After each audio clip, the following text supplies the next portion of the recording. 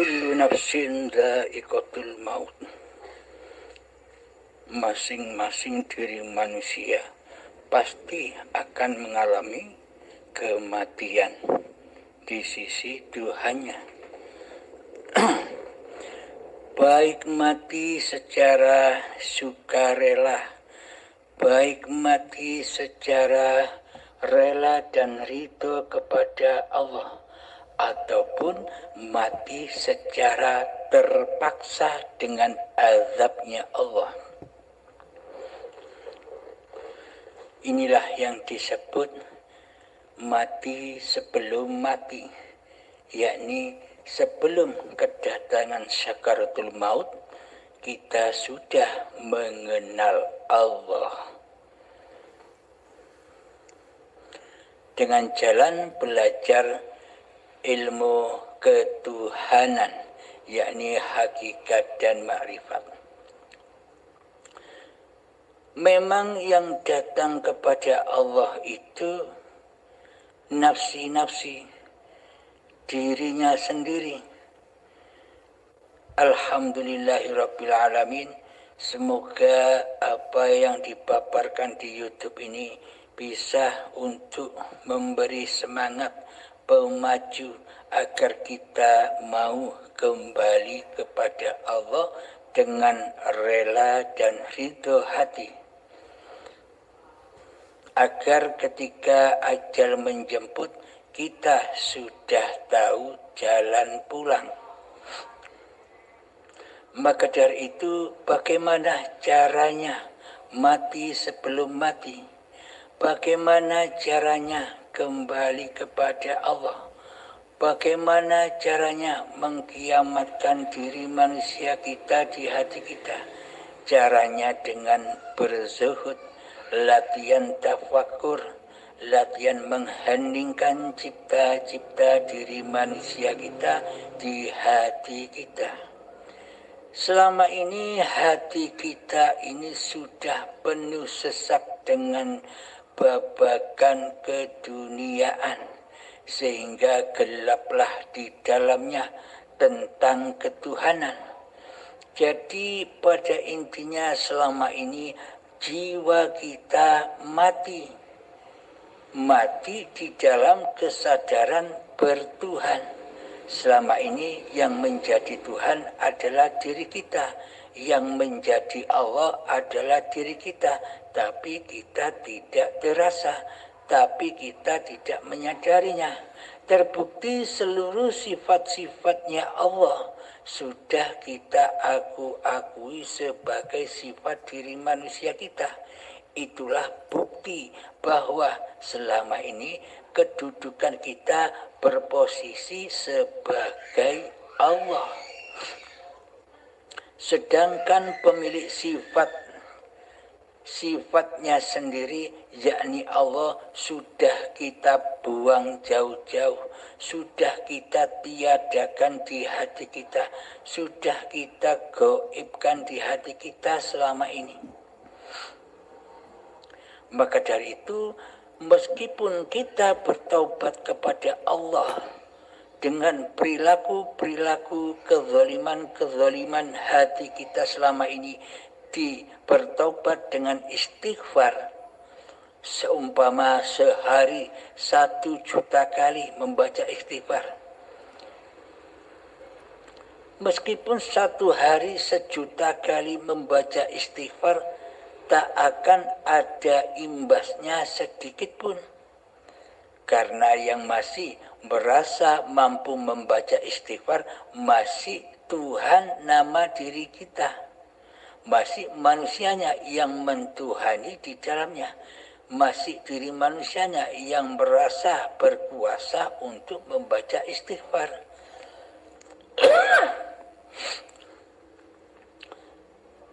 Bertobat di sisi syariat seperti demikian. Akan tetapi bertaubat kepada Allah di sisi hakikatnya, kita kembalikan ke dalam kefitrahan diri manusia kita. Kita wajib memakrifati hakikat jati diri manusia kita. Di manakah letak hakikat sifat jati diri manusia kita sebenarnya? Sebenarnya hakikat sifat jati diri manusia kita adalah kebalikan dari sifatnya Allah. Jika Allah itu bersifat wujud, maka diri manusia kita layaklah kembali kepada Adam. Dari Adam kembali ke Adam. Dari tiada kembali kepada ketiadaan. Jika diri kita masih merasa diri kita yang ada, pasti Allahnya gaib, pasti Allahnya tiada, kebalikannya. Namun bila kita sudah mengheningkan cipta-cipta diri manusia kita, menyatakan di dalam hati kita bahwa diri manusia kita ini sebenarnya Adam, tiada, bahwa diri manusia kita ini sebenarnya gaib, bahwa diri manusia kita ini sebenarnya mati, maka nyatalah wujudnya Allah, hidupnya Allah, kuasanya Allah di hati ini. Maka nyatalah bahwa hidup ini Allah. Berarti yang menyaksikan Allah ya Allah, bukan manusianya yang bisa menyaksikan Allah. Karena bagaimana mungkin manusianya bisa menyaksikan Allah, sementara manusianya Adam, tiada, gaib, mati. Mana mungkin manusianya bisa bersyahadat, mana mungkin manusianya bisa menyaksikan Tuhannya, kecuali Allah sendiri yang menyaksikan zatnya sendiri. Yang bisa menyaksikan hidup, yang bisa merasakan hidup adalah hidup itu sendiri. Coba ketika kita sudah tidak hidup, apakah kita bisa merasakan hidup? Sedangkan kita sudah Adam. Jadi yang bisa merasakan Allah ya Allah. Jadi inilah yang dimaksud makrifat putus. Kebanyakan pengertian selama ini kan manusia memandang yang bermakrifat itu manusianya. Oh itu loh manusia yang makrifat. Oh itu loh waliullah. Kebanyakan manusia menilai badan-badannya lah yang bermakrifat. Badan-badannya lah yang waliullah. Terbukti masih banyak manusia berbondong-bondong menziarahi makam para wali. Karena mereka memandang badannya lah yang wali. Badannya lah yang bermakrifat. Padahal hakikatnya yang bermakrifat. Padahal hakikatnya yang wali. Yakni ya Allah sendiri. Ya hidup itu sendirilah al-wali. Jadi sebenarnya seluruh manusia ini adalah wali-walinya Allah. Akan tetapi mayoritas manusia tidak rela dan tidak ridho hatinya bila berwalikan kepada Allah. Bila dikuasai oleh Allah, bila dihidupi oleh Allah. Mayoritas manusia lebih cinta ia berwalikan kepada hawa nafsunya sendiri, kuasa hawa nafsunya sendiri, kehidupan hawa nafsunya sendiri. Karena hati manusia masih keras melebihi kerasnya batu, hati yang buta. Maka dari itu tiap-tiap diri manusia pasti akan dipulangkan kepada Allah, pasti akan rojiun kepada Allah melalui kiamat-kiamat yang akan dialaminya. Jika kita belajar hakikat dan makrifat saat ini, maka kiamatnya bukan nanti, kiamatnya ya sekarang. Apa maknanya mengkiamatkan wujud diri manusia kita di hati kita, menghancur leburkan kewujudan diri manusia kita di hati kita, menghancurkan kehidupan manusia kita di hati kita, menghancurkan kekuasaan diri manusia kita di hati kita. Jadi ketika sudah hancur lebur semuanya, maka heninglah, maka sudah tiada pengakuan lagi manusianya, karena sudah hancur lebur di dalam keheningan.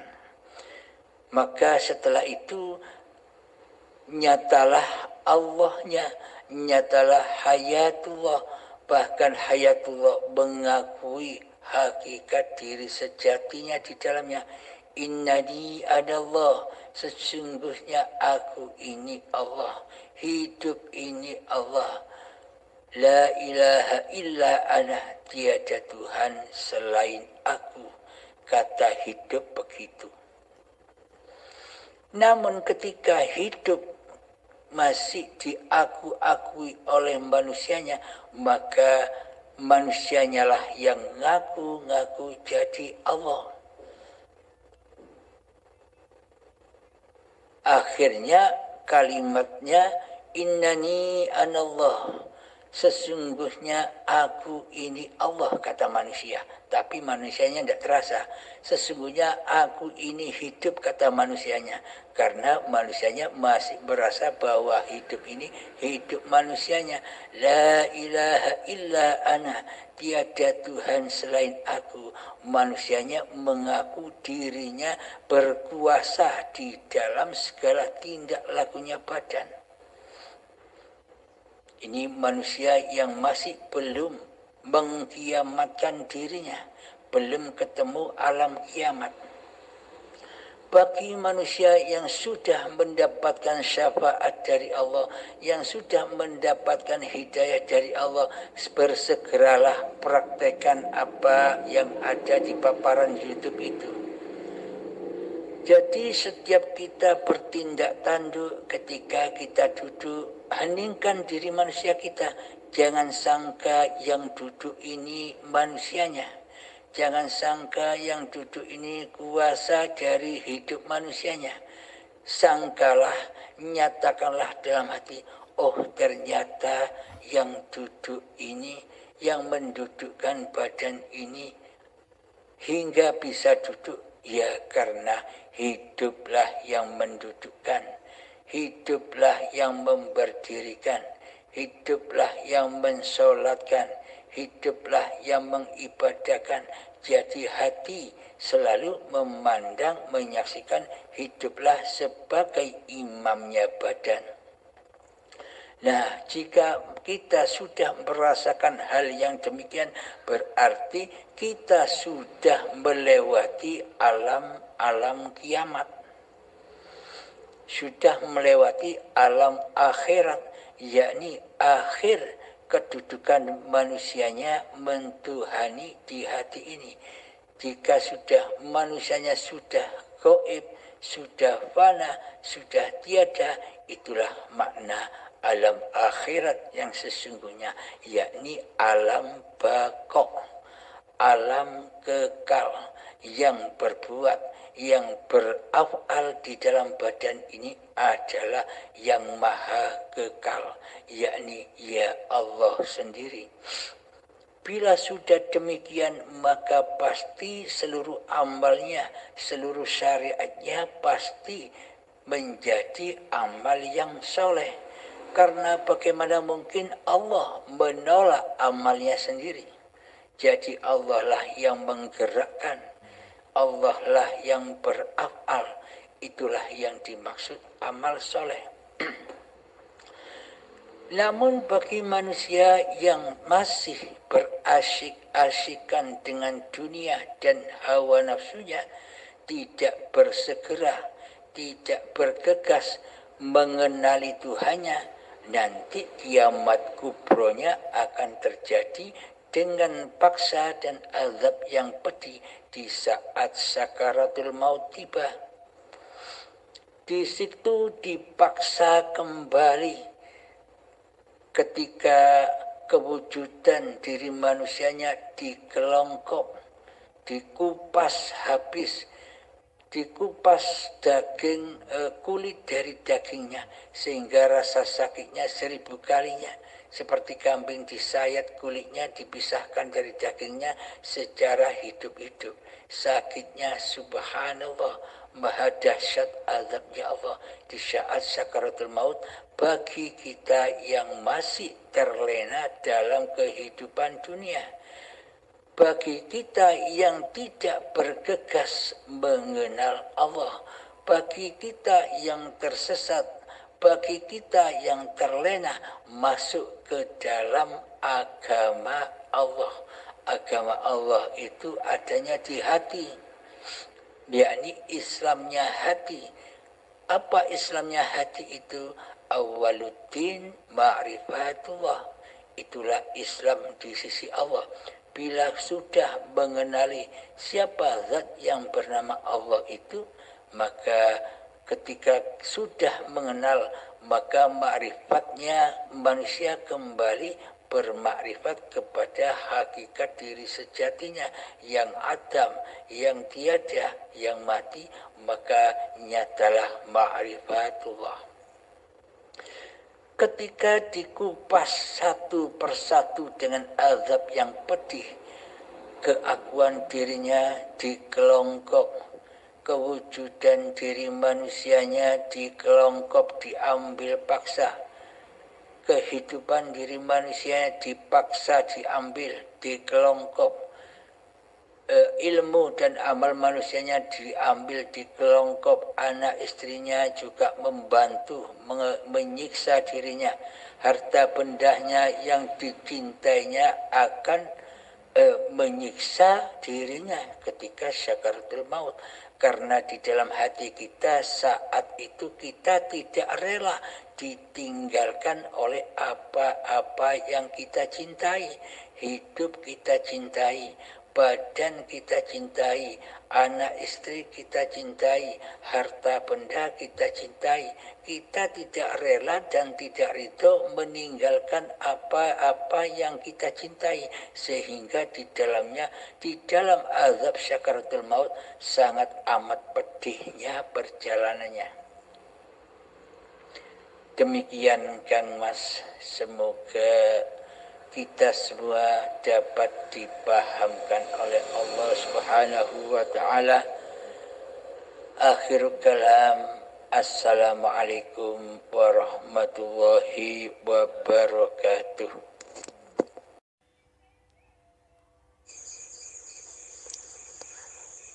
Assalamualaikum warahmatullahi. Sebelum kembali ke pertanyaan, saya ucapkan banyak-banyak terima kasih karena Ustadz Sudi mau menjawab semua pertanyaan saya. Iya Ustadz, kembali lagi ke pertanyaan, apakah yang dimaksud hablum mim masadah itu? Sedangkan yang saya tahu hablum minallah dan hablum minannas. Adakah hablum mim masadah itu Ustaz? Terima kasih. Assalamualaikum. Alhamdulillahirabbil alamin. Hablum mim masadah adalah tali penyaksian. Baik tali penyaksian di dalam hablum minallah dan hablum minannas. Bila manusia belum terjalin hablum minallahnya, maka pasti hablum minannasnya tidak benar. Seolah-olah benar, kelihatannya benar, akan tetapi di sisi Allah masih belum benar karena belum hablum minallah. Contohnya begini, sebelum manusia itu mengenal Allah, pasti seluruh ibadah dan sholatnya tidak benar. Tapi di sisi manusia kelihatannya sudah benar. Maka dari itu Kanjeng Nabi Muhammad diutus ke dunia ini hanya untuk innama bu'istu liutammima makarimal akhlak. Tidak diutus aku hanyalah untuk menyempurnakan akhlak, yakni akhlaknya hati manusia kepada Tuhannya. Hablum minallahnya yang pertama. Setelah hablum minallahnya, maka pasti bisa hablum minannas. Contoh manusia yang belum berhablum minallah. Contoh manusia yang belum mengenal Tuhannya. Contohnya begini. Contoh pada diri kita saja. Ketika kita belum mengenal Allah. Ketika kita berniat baik. Ketika kita bersedekah kepada fakir miskin atau anak-anak yatim, minimal di hati kita ada harapan dan harapan agar rezekinya bertambah banyak, harapan rezekinya agar bertambah langgeng, harapan rezekinya agar supaya ditambah oleh Allah, harapan kebanggaan atau rasa terima kasih dari yang kita santuni, harapan kehormatan, harapan kemuliaan. Nah, itu kan berarti belum ikhlas, berarti berharap pada selain Allah. Intinya hati mensekutukan Allah dengan dirinya. Hati mensekutukan Allah dengan apa-apa yang diharap-harapkannya selama ini.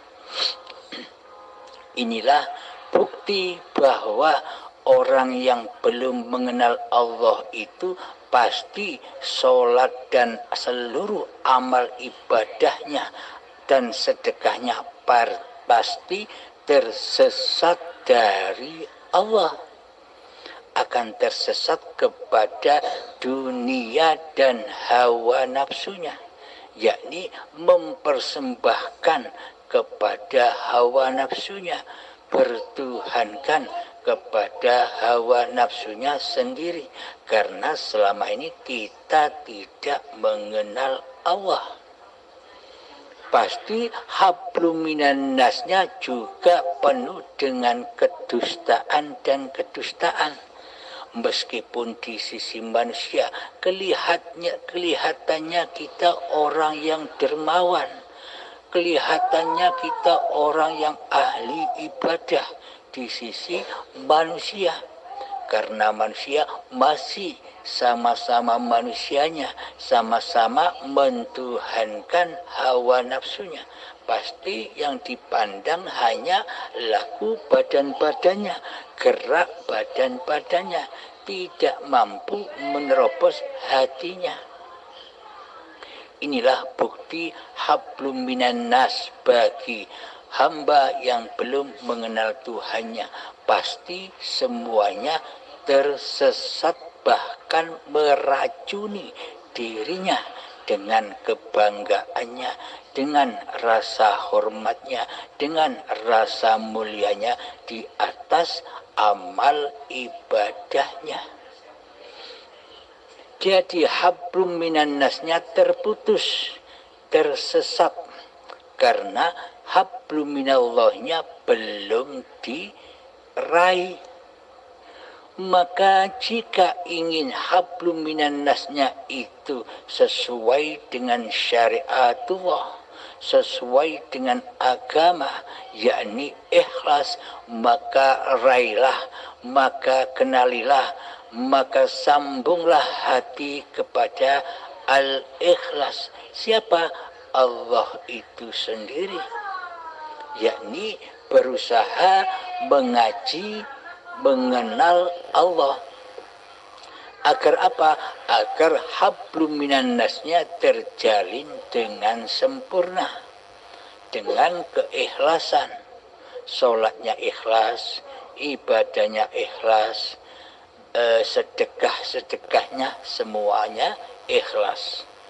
Nah, untuk menjalin hablum minallah maka kita wajib memperdalam, mengkaji ilmu-ilmu ma'rifat. Di YouTube juga sudah banyak tuan-tuan guru, di luaran sana sudah banyak. Tinggal Anda berguru kemana, silahkan bebas. Pada intinya kami di sini hanya menunjukkan jalannya saja. Setelah itu terserah Anda.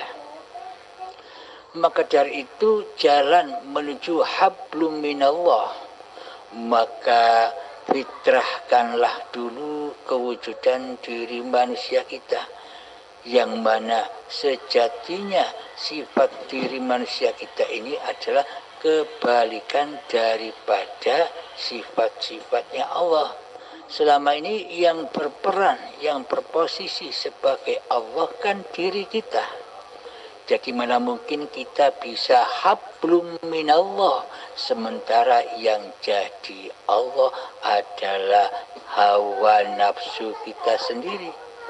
Maka takkan bisa hablum minallahnya terjalin sebelum kita memasrahkan amanah-amanah Allah yang diembankan kepada kita, yakni amanah hidup, amanah kuasa, amanah kehendak, amanah ilmu, amanah penglihatan, amanah pendengaran, amanah perkataan. Kita persembahkan lagi bahwa sejatinya yang punya sifat-sifat itu ya Allah. Hidup ini Allah. Ketika manusianya sudah hancur lebur keberadaan diri manusianya, kembali ke alam keabadiannya yakni Adam, maka nyatalah hablum minallahnya, yakni yang bisa menyambung tali Allah adalah Allah sendiri.